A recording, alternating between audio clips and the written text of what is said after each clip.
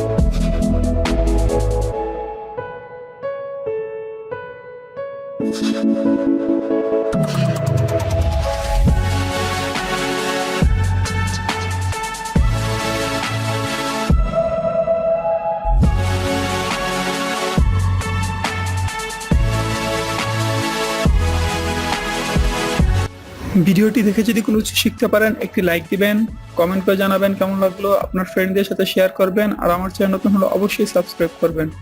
পরবর্তী ভিডিও আসা পর্যন্ত ভালো থাকবেন। আল্লাহ হাফেজ।